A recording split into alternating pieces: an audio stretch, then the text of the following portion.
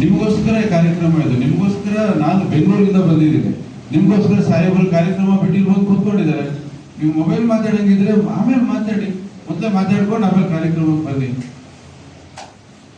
ಕ್ಷಮಿಸಿ, ಬೇಜಾರಾಯ್ತು ನನಗೆ. ಕೆಲವರು ಎದ್ದೆದ್ದು ಓಡಾಡ್ತಾ ಇದ್ರು. ಪ್ರಚಾರ ಸಮಿತಿ ಇಷ್ಟು ವರ್ಷಗಳು ಇದ್ದಂತ ಪ್ರಚಾರ ಸಮಿತಿ ಬೇರೆ, ಈಗ ಇರ್ತಕ್ಕಂಥ ಪ್ರಚಾರ ಸಮಿತಿನೇ ಬೇರೆ.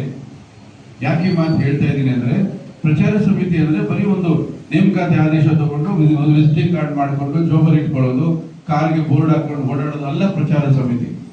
ಪ್ರಚಾರ ಸಮಿತಿ ಯುದ್ಧದ ಸೇನಾನಿಗಳ ತರ ಕೆಲಸ ಮಾಡೋದು ಪ್ರಚಾರ ಸಮಿತಿಯ ಕೆಲಸ. ಹಾಗಾಗಿ ಪ್ರಚಾರ ಸಮಿತಿಯ ಇತ್ತೀಚಿನ ಬಹುತೇಕ ಸಂಯೋಜಕರು, ಬಹುತೇಕ ಅಧ್ಯಕ್ಷರು, ಉಪಾಧ್ಯಕ್ಷರೆಲ್ಲ ನೋಡಿದ ಎಲ್ಲ ಕ್ರಿಯಾಶೀಲರಾಗಿರ್ತಾರೆ. ನೀವು ಕೂಡ ಚಾಮರಾಜನಗರ ಜಿಲ್ಲೆಯಲ್ಲಿ ಅತ್ಯಂತ ಕ್ರಿಯಾಶೀಲರಾಗಿ ಇರಬೇಕು ಅನ್ನೋದು ನನ್ನ ಆಸೆ. ಯಾಕೆಂದ್ರೆ ನಿಮ್ಮನ್ನ ಸಜೆಸ್ಟ್ ಮಾಡಿರೋದು ನಿಮ್ಮ ಕ್ಷೇತ್ರದ ಶಾಸಕರು. ನೆನ್ಪಿಟ್ಕೊಳ್ಳಿ, ನೀವು ಒಂದು ಸಣ್ಣ ತಪ್ಪು ಮಾಡಿದ್ರು ಕೂಡ ಅವ್ರಿಗೆ ಅವಮಾನ ಆಗುತ್ತೆ. ಹಾಗಾಗಿ ನಿಮ್ಮ ಚಟುವಟಿಕೆಗಳು ಹೆಚ್ಚಿನ ರೀತಿಯಲ್ಲಿ ಇರುತ್ತೆ. ಆಗ್ಲೇ ರವಿ ಅವರು ಹೇಳಿದಾಗ ಚುನಾವಣೆ ಬರೋದಲ್ಲ ಪ್ರಚಾರ ಸಮಿತಿ, ಚುನಾವಣೆ ಯಾವಾಗಾರ ಮಾಡ್ಕೊಳ್ಳಿದೆ ಅವ್ರಿಗೆ ಬಿಟ್ಟಿದ್ದು. ಅದ್ರ ಪ್ರಚಾರ ಸಮಿತಿ ಮಾಡುವಂತ ಕೆಲಸಗಳು ಬೇಕಾದಷ್ಟಿದೆ. ಅದನ್ನೆಲ್ಲ ನಾವು ಶುರು ಮಾಡ್ತೀವಿ. ಈಗ ಮುಂದಿನ ತಿಂಗಳು ಮೊಟ್ಟ ಮೊದಲದಾಗಿ, ಈಗ ಹನೂರು ಆಯ್ತು, ನಮಗೆ ಹನೂರು ಮುಗಿಸಿ ಅದು ಪ್ರಾರಂಭ ಮಾಡಿದ್ವಿ, ಮುಗ್ದಿಲ್ಲ ಅದು. ಮುಂದಿನ ತಿಂಗಳು ಸಾಹೇಬರ ನೇತೃತ್ವದಲ್ಲಿ ಸಾಹೇಬ್ರ ಹತ್ರ ಮಾತಾಡ್ಕೊಂಡು ಕೊಳ್ಳೇಗಾಲದಲ್ಲಿ ಶುರು ಮಾಡ್ತೀವಿ ನಾವು. ಈ ರೂಪುರೇಷೆಗಳು ಹೇಗಿರುತ್ತೆ ಅಂದ್ರೆ, ಈ ಹಿಂದೆ ನೀವೆಲ್ಲೂ ನೋಡಿರಲ್ಲ, ಕೇಳಿರಲ್ಲ, ಆ ರೀತಿ ಇರುತ್ತೆ. ಯಾಕೆ ಇದನ್ನೆಲ್ಲ ನಾವು ಮಾಡ್ತಾ ಇದ್ದೀವಿ ಅಂದ್ರೆ, ಕಾಂಗ್ರೆಸ್ ಪಕ್ಷವನ್ನ ಇಡೀ ದೇಶದಲ್ಲಿ ಅಪಪ್ರಚಾರದ ಮುಖಾಂತರ ತುಳಿತಾ ಇದ್ದಾರೆ. ಅದು ನಿಮ್ಮೆಲ್ಲರಿಗೂ ಅರ್ಥ ಆಗ್ಬೇಕು. ನಾವೆಲ್ಲೆಲ್ಲೋ ಚಾಮರಾಜನಗರದಲ್ಲಿ ಕಾಂಗ್ರೆಸ್ ಭದ್ರವಾಗಿದೆ, ನೆಮ್ಮದಿಯಾಗಿದ್ದೀವಿ ಅಂತ ಅಲ್ಲ. ಅಕ್ಕಪಕ್ಕದಲ್ಲೂ ಎಲ್ಲರೂ ಕೂಡ ಚೆನ್ನಾಗಿದ್ರೆ ನಾವು ಚೆನ್ನಾಗಿರೋಕ್ ಸಾಧ್ಯ. ಪ್ರಚಾರ ಸಮಿತಿ ಬಲಿಷ್ಠವಾಗಿದ್ದಷ್ಟು ಪಕ್ಷ ಬಲಿಷ್ಠವಾಗಿರ್ತದೆ, ನೆನ್ಪಿಟ್ಕೊಳ್ಳಿ. ಈಗಾಗಲೇ ರವಿ ಅವರು ಹೇಳಿದಾಗೆ ಪಕ್ಕದ ರಾಜ್ಯದಲ್ಲಿ ಹೊಸ ಸರ್ಕಾರ ಬಂದಿದೆ. ಅದು ಹೇಗ್ ಬಂತು ನಿಮ್ಗೆಲ್ಲ ಗೊತ್ತಿದ್ಯಾ? ಒಂದು ಪೋಸ್ಟ್ ಹಾಕಿಲ್ಲ, ಒಂದು ಪ್ರಚಾರ ಮಾಡಿಲ್ಲ, ಕ್ಯಾಂಡಿಡೇಟ್ ಯಾರು ಅಂತ ಬೀದಿ ಓಡಾಡೇ ಇಲ್ಲ. ಏನ್ ಮಾಡಿದ್ರು ಅವರು ಗೊತ್ತಿಲ್ಲ ನಿಮ್ಗೆ. ಬರೀ ಪ್ರಚಾರದಿಂದ ಸೋಷಿಯಲ್ ಮೀಡಿಯಾಗಳು, ಯುವಕರು ಕೂತಲ್ಲೇ ಅವರಿಗೆಲ್ಲ ಮಾಹಿತಿಗಳನ್ನ ತಲುಪಿಸ್ಕೊಂಡು ನಿರಂತರವಾಗಿ 2014ರಿಂದ ಮಾಡಿದ, ನಮ್ಗೆ ಗೊತ್ತೇ ಇಲ್ಲ ಅದು. ಈ ರೀತಿ ಮಾಡಿಕೊಂಡು ಈ ತರದೊಂದು ಪಕ್ಷ ಇದೆ, ಆ ಪಕ್ಷ ಬರುತ್ತೆ ನಾಳೆ ಅಧಿಕಾರಕ್ಕೆ ಅಂತ ಯಾರು ಊಹೆನೇ ಮಾಡಿರ್ಲಿಲ್ಲ. ತಪ್ಪದ ಮೇಲೆ ಇಟ್ಬಿಟ್ರು. ಅಂದ್ರೆ ಪ್ರಚಾರ ಸಮಿತಿ ಅನ್ನೋದು ಎಷ್ಟು ಪ್ರಬಲವಾಗಿದೆ ಅನ್ನೋದನ್ನ ಅರ್ಥ ಮಾಡ್ಕೊಳ್ಳಿ. ನೀವೆಲ್ಲರೂ ಕೂಡ ಅಷ್ಟೇನೆ ನಿಷ್ಠೆಯಿಂದ ಪ್ರಾಮಾಣಿಕವಾಗಿ ಸಕ್ರಿಯರಾಗಿ ಈ ಪ್ರಚಾರ ಸಮಿತಿಯಲ್ಲಿ ಕೆಲಸ ಮಾಡಬೇಕು. ಇದು ನನ್ನ ಆಸೆ ಕೂಡ. ಯಾಕೆಂದ್ರೆ ಆಗ್ಲೇ ಮಧುಸೂದನ್ ಅವ್ರು ಹೇಳಿದ್ರು, ಸರ್ ನಾವು ರಾಜಕೀಯದವರೆಲ್ಲ ಸರ್ ರೈತಾಪಿ ಜನ ರಾಜಕೀಯಕ್ಕೆ ಬಂದ್ಬಿಟ್ಟಿದೀವಿ ಸಾಹೇಬ್. ನಾನು ಸಿನಿಮಾದವನು ಅಲ್ವೇ, ನಾನೇನ್ ಬಂದು ಈ ಕೆಲಸ ಮಾಡ್ಬೇಕು? ಮಧು ಅವ್ರೆ ಹೇಳಿ. ಯಾರಿಗೂ ಯಾವುದು ಹೊಸದಲ್ಲ, ಯಾರಿಗೂ ಯಾವುದು ಅನುಭವ ಬೇಕಾಗಿಲ್ಲ. ಕಲಿತಾ ಕಲಿತಾ ಕೆಲಸ ಮಾಡೋವನೇ ಜ್ಞಾನಿ. ಪ್ರತಿಯೊಂದು ಕಲಿತು ಮಾಡೋವನೇ ಜ್ಞಾನಿ. ಗೊತ್ತಿಲ್ಲದೆ ಇರೋದು ಏನಿದೆ?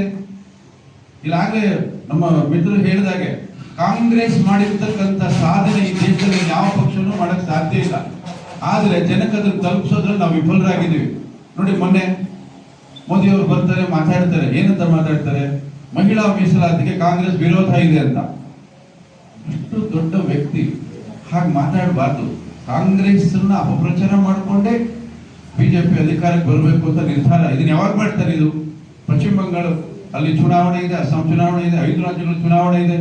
ಚುನಾವಣೆಯ ಪೂರ್ವದಲ್ಲಿ ಈ ತರದೊಂದು ಸ್ಟೇಟ್ಮೆಂಟ್ ನ ಕೊಟ್ಟು ಚುನಾವಣೆ ನಡೆಸ್ತಾರೆ. ತಂತ್ರಗಾರಿಕೆ ಇದು. ಆದ್ರೆ ಈ ಮಸೂದೆ 2023ರಲ್ಲೇ ಅಂಗೀಕಾರ ಆಗಿದೆ. ಇದು ಎಷ್ಟು ಜನಕ್ಕೆ ಗೊತ್ತು? ಅಂಗೀಕಾರ ಆಗಿದೆ, ಸರ್ವಾನುಮತದಿಂದ ಅಂಗೀಕಾರ ಆಗಿದೆ. ರಾಷ್ಟ್ರಪತಿಗಳು ಅದಕ್ಕೆ ಅಂಕಿತ ಸೈನ್ ಮಾಡಿದ್ದಾರೆ, ಆಗೋಗಿದೆ ಅದು. ಅವತ್ತು ಪ್ರಧಾನಮಂತ್ರಿಗಳು ಪಾರ್ಲಿಮೆಂಟ್ ಹೊರಗಡೆ ಹೆಣ್ಮಕ್ಳ ಜೊತೆ ನಿಂತ್ಕೊಂಡು ಫೋಟೋ ತೆಗೆದುಕೊಂಡಿದ್ದಾರೆ. ಅಂಗೀಕಾರ ಆಗಿರೋದನ್ನ ಮತ್ತೆ ಅವಸರವಾಗಿ ಅಧಿವೇಶನ ಕರೆದು 2 ಬಿಲ್ಲನ್ನ ಒಟ್ಟಿಗೆ ಮಿಕ್ಸ್ ಮಾಡಿ, 2 ಬಿಲ್ಲನ್ನ ಯಾರು ಒಟ್ಟಿಗೆ ಮಿಕ್ಸ್ ಮಾಡ್ತಾರ? ಅದ್ರ ಉದ್ದೇಶ ಚೆನ್ನಾಗಿಲ್ಲ, ದುರುದ್ದೇಶ. ಕಾಂಗ್ರೆಸ್ಗೆ ಕೆಟ್ಟ ಹೆಸರು ತರಬೇಕು ಅನ್ನೋ ದುರುದ್ದೇಶದಿಂದ ಇದರದ್ದೊಂದು ಅಧಿವೇಶನ ಕರೆದು ಪ್ರಚಾರ ಮಾಡಿದ್ರು. ಕಾಂಗ್ರೆಸ್ ಬೈಗಳು ಏನ್ ಮಾಡ್ತೀರಾ? ಮತದಾರರು ಬಿಜೆಪಿ ಓಟ್ ಹಾಕ್ತಾರೆ ಅಂತ. ಅವರು ಆ ನಿಟ್ಟಿನಲ್ಲಿ ಗೆದ್ದಿದ್ದಾರೆ. ಅವರು ನಾವು ಕೆಲಸ ಮಾಡಿ ಸುಮ್ಮನೆ ಕೂತಿದ್ದೀವಿ, ಸೋಲ್ತಾ ಇದ್ದೀವಿ. ಕೆಲಸ ಮಾಡಿದ್ದೀವಿ, ನಾವು ದೇಶ ಕಟ್ಟಿದ್ದೀವಿ. ನಾವು ಬಡತನದಲ್ಲಿದ್ದಂಥ ದೇಶ ಇವತ್ತು ಶ್ರೀಮಂತ ದೇಶ ಆಗೋದಕ್ಕೆ ಕಾರಣನೇ ಕಾಂಗ್ರೆಸ್ ಪಕ್ಷ. ಯಾರು ಹೇಳ್ತಾ ಇಲ್ಲ. ನಾವು ಮೊನ್ನೆ ಒಂದು ಹೇಳಿಕೆ ಕೊಡ್ತಾರೆ ಪ್ರಧಾನಮಂತ್ರಿಗಳು, ಮೆಟ್ರೋ ರೋಡ್ ಆಡ್ರಿ ಎಲ್ರು ಅಂತ. ಚಾಮರಾಜನಗರದಲ್ಲಿ ಮೆಟ್ರೋ ಎಲ್ಲಿದೆ ಮೆಟ್ರೋ? ಪೆಟ್ರೋಲ್ ಡೀಸೆಲ್ ಮಿತವಾಗಿ ಬಳಸಿ ಅಂತ. ಪೆಟ್ರೋಲ್ ಡೀಸೆಲ್ ಗಾಡಿಯಲ್ಲಿ ತುಂಬಿಕೊಂಡು ಏನು ಕುಡಿಯಕ್ಕಾಗತ್ತಾ? ಇಷ್ಟು ಬೇಕೋ ಅಷ್ಟೇ. ಅಂದ್ರೆ ಚಿನ್ನ ತಗೋಬೇಡಿ. ಗಂಡನ ಮಾತೆ ಕೇಳಲ್ಲ ಹೆಂಡತಿ, ಪ್ರೈಮ್ ಮಿನಿಸ್ಟರ್ ಮಾತು ಕೇಳ್ತಾಳ? ಚಿನ್ನ ತಗೋಬೇಡ ಸುಮ್ಮನೆ ಇರ್ತಾಳ? ತಗೋತಾಳ. ಇಡೀ ಜಗತ್ತಲ್ಲಿ ಚಿನ್ನ ಅತಿ ಹೆಚ್ಚಿರೋದು ನಮ್ಮ ದೇಶದಲ್ಲಿ. ಒಬ್ಬ ಬಡ ಕಾರ್ಮಿಕನ ಮನೆಯಲ್ಲೂ ಕೂಡ 1/4 kg ಚಿನ್ನ ಇದೆ. ಚಿನ್ನ ತಗೋಬೇಡ ಅಂತ ಕೇಳಿಸ್ಕೊಳ್ಳಲ್ಲ ಅವರು. ಏನವ ಕರೆಕ್ಟಾ? ನಿಮ್ಮ ಯಜಮಾನರು ಚಿನ್ನ ತಗೋಬೇಡ ಅಂತ ಕೇಳ್ತೀರಾ ನೀವು? ದುಡ್ಡು ಕೊಟ್ಟು ಬೇರೆ ಕೆಲಸ ಮಾಡೋಗ ಅಂತೀರಿ. ಹೀಗೆ ದೇಶದ ಸಮಸ್ಯೆ ಆದಾಗ ನಾನು ಹೇಗೆ ದೇಶದ ಜನರನ್ನ ಹೇಗೆ ಈ ದೇಶದ ಸಮಸ್ಯೆಗಳನ್ನ ಹೇಗೆ ನಿಭಾಯಿಸಬೇಕು ಅಂತ ಯೋಚನೆ ಮಾಡಬೇಕು. ನೀವು ಅದು ಮಾಡಬೇಡಿ ಇದು ಮಾಡಬೇಡಿ ಅಂತ ಹೇಳೋದಲ್ಲ. ಅದು ಆ ರೀತಿ ಹೇಳಲೇಬಾರ್ದು. ಅದು ಕೇಳೋದು ಇಲ್ಲ ಬಿಡಿ ಜನ ಈಗ. ಹೀಗೆ ನಾನು ಯಾಕಿದ್ರೆ ಹೇಳಕ್ ಬಂದೆ ಅಂದ್ರೆ, ಈ ರೀತಿಯಾಗಿ ಜನಗಳ ಮನಸ್ಸನ್ನ ಪರಿವರ್ತನೆ ಮಾಡೋದ್ರಲ್ಲಿ ಬಿಜೆಪಿ ಯಾವಾಗಲೂ ಕೂಡ ಎತ್ತಿದ ಕೈ. ಕಾಂಗ್ರೆಸ್ ಏನ್ ಮಾಡ್ತದೆ? ನಾವು ಕೆಲಸ ಮಾಡ್ತಾನೆ ಇರ್ತೀವಿ, ಪ್ರಚಾರನೇ ಮಾಡೋದಿಲ್ಲ. ಆ ಕೆಲಸ ಇವಾಗ ಕರ್ನಾಟಕದಲ್ಲಿ ಮಾಡ್ತದೆ. ಇನ್ನು 2 ವರ್ಷ ಇದೆ ಚುನಾವಣೆ. 2 ವರ್ಷ ಇದೆ ಅಲ್ಲ, 2 ವರ್ಷ ಇರೋದು. ಈಗ 11 ವರ್ಷ ಮುಗಿದೋಗುತ್ತೆ. ಇನ್ನೇ ಸ್ಥಳೀಯ ಚುನಾವಣೆಗಳು ಬರುತ್ತೆ. ಸಕ್ರಿಯರಾಗಬೇಕು. ನಾವೆಲ್ಲರೂ ಕೂಡ ಸಕ್ರಿಯರಾಗಿ ಕೆಲಸ ಮಾಡ್ತಾ ಪಕ್ಷವನ್ನ ಬಲಪಡಿಸಬೇಕು, ಕಾಂಗ್ರೆಸ್ನ ಬಲಪಡಿಸಬೇಕು. ಪ್ರತಿಯೊಬ್ಬರು ಕೂಡ ಏನ್ ಕಾರ್ಯಕ್ರಮಗಳನ್ನ ನಾವು ಕೊಡ್ತಾ ಇರ್ತೀವಿ ಆ ಕಾರ್ಯಕ್ರಮಗಳನ್ನು ಜನಗಳಿಗೆ ತಲುಪಿಸ್ಬೇಕು. ಜನಗಳಿಗೆ ತಲುಪಿಸೋದ್ರಲ್ಲಿ ವಿಫಲರಾದ್ರೆ ಬೇರೆಯವರು ಬಂದು ಆ ಜಾಗನ ಆಕ್ರಮಿಸ್ಕೋತಾರೆ. ಆಮೇಲೆ ಒಂದು ಸಲ ಅವ್ರ ಹೆಜ್ಜೆ ಇಟ್ಟು ಅವ್ರು ತಳ್ಳಕ್ಕೆ ಆಗೋದಿಲ್ಲ. ಮೊನ್ನೆ ಎಲ್ಲ ಒಂದು ಭೂಪಟ ಹಾಕಿದ್ರು, ಎಲ್ಲೆಲ್ಲಿ ಬಿಜೆಪಿ ಸರ್ಕಾರ ಇದೆ, ಎಲ್ಲೆಲ್ಲಿ ಕಾಂಗ್ರೆಸ್ ಇಲ್ಲ ಅಂತ. ಕಾಂಗ್ರೆಸ್ ಇಲ್ಲದೆ ಇರೋ ಜಾಗನೇ ಇಲ್ಲ. ಕಾಂಗ್ರೆಸ್ ಎಲ್ಲ ಕಡೆ ಇದೆ.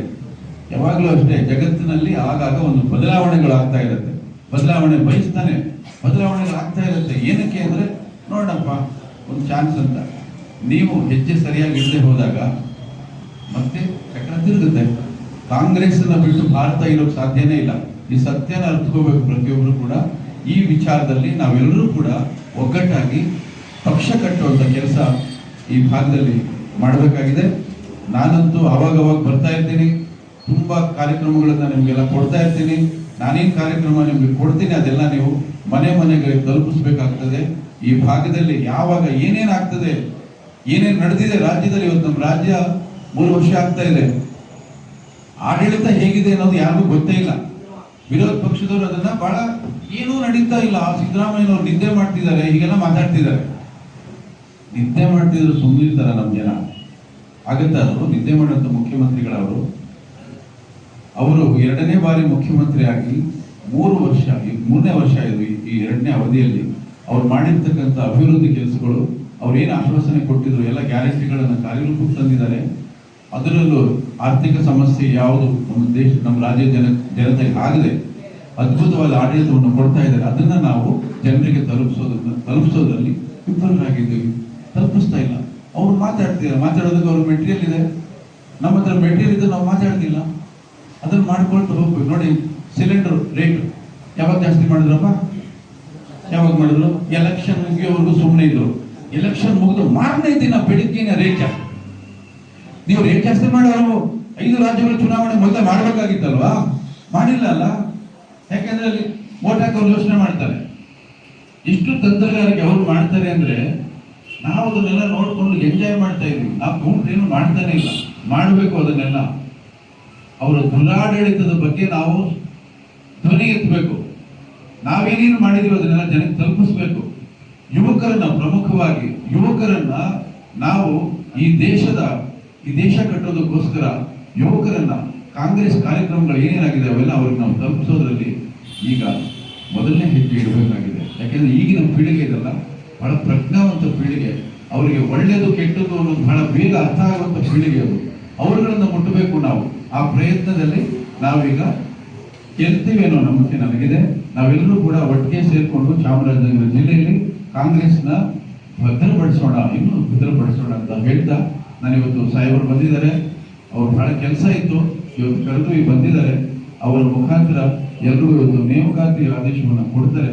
ನೇಮಕಾತಿ ಆದೇಶ ತಗೊಂಡು ತಕ್ಷಣ ನಿಮ್ಮ ಕೆಲಸ ಶುರುವಾಗುತ್ತೆ. ನೆನ್ಪಿಟ್ಕೊಳ್ಳಿ, ನಾನು ಆಗಲೇ ಹೇಳಿದೆ, ಯುದ್ಧದ ಸೇನಾನಿಗಳು ಹೇಗೆ ಸೇನಾನಿಗಳು ಸದಾ ಸಿದ್ಧರಾಗಿರ್ತಾರೆ, ಹಾಗೆ ಸಿದ್ಧರಾಗಿರ್ಬೋದು. ಯಾರಿಗೆ ನಿಮ್ಗೆ ಆಸಕ್ತಿ ಇಲ್ಲ, ನನಗೆ ಇಷ್ಟ ಇಲ್ಲ ಅಂದರೆ ನೇಮಕಾತಿ ಪತ್ರ ತಗೊಳ್ಬೇಡಿ. ಈಗಾಗಲೇ ಮಧುಸೂದನ್ ಅವ್ರು ಹೇಳ್ತಾರೆ, ಸರ್ ಅವ್ರು ಫೋನ್ ಮಾಡಿದ್ರೆ ರೆಸ್ಪಾಂಡ್ ಮಾಡ್ತಾ ಇಲ್ಲ ಸರ್, ನನ್ನ ಫೋನೇ ತೆಗಿತಾ ಇಲ್ಲ ಸರ್, ಆ ಮೀಟಿಂಗ್ಗಳಿಗೆ ಬರ್ತಾ ಇಲ್ಲ ಸರ್. ಹೇಳಿಪ್ಪ, ಶಾಸಕರ ಸಾಹೇಬ್ರಿಗೆ ಹೇಳಿ, ಅವ್ರಿಗೆ ಹೇಳಿ, ಒಂದು ಮಾತು ಹೇಳಿ. ಅವ್ರು ತುಂಬ ಬ್ಯುಸಿ ಇದ್ರೆ ಅಥವಾ ಇನ್ಯಾವುದಾದ್ರು ಪ್ರಮುಖವಾದ ಹುದ್ದೆ ಅವ್ರಿಗೆ ಸಿಗೋದಿತ್ತು ಅಂದರೆ ಇಲ್ಲಿ ನಾವು ಬದಲಾಯಿಸ್ಕೊಳ್ಳೋಣ. ಲಕ್ಷಾಂತರ ಜನ ಇರ್ತಾರೆ, ಅದರಲ್ಲಿ ಕೆಲವರನ್ನ ಶಾಸಕರು ಆಯ್ಕೆ ಮಾಡಿದ್ದಾರೆ ಅಂದಾಗ ಅವ್ರಿಗೇನೋ ಅರ್ಹತೆ ಇದೆ ಅಂತ ಅರ್ಥ. ಅದನ್ನ ಅರ್ಥ ಮಾಡಿಕೊಂಡು ಅವರು ಈ ಈ ಒಂದು ಜವಾಬ್ದಾರಿಯನ್ನು ವಹಿಸ್ಕೊಂಡು ಕೆಲಸ ಮಾಡಬೇಕು ಅಂತ ನಾನು ಮನವಿ ಮಾಡ್ಕೋತೀನಿ. ಈಗ ನಮ್ಮ ಅಧ್ಯಕ್ಷರು ಮಾತಾಡ್ತಾರೆ, ಇನ್ನೊಂದು ಅಧ್ಯಕ್ಷರು ಮಾತನಾಡ್ತಾರೆ. ಅವ್ರ ಮಾತನ್ನ ದಯವಿಟ್ಟು ಇಷ್ಟೇ ಗಂಭೀರವಾಗಿ ಕೇಳಿಸ್ಕೊಳ್ಳಿ. Thank you very much. ಖುಷಿ ಆಯಿತು. ಎಷ್ಟು ಶಿಸ್ತಿನಿಂದ ಕೇಳಿಸ್ಕೊಂಡು ನನಗೆ ತುಂಬ ಇಷ್ಟ ಆಗೋದು ಶಿಸ್ತು. ಯಾಕೆಂದರೆ ನನ್ನ ಜೀವನದಲ್ಲಿ ನಾನು ಭಾಳ ಅಳವಡಿಸಿಕೊಂಡ ಶಿಸ್ತು.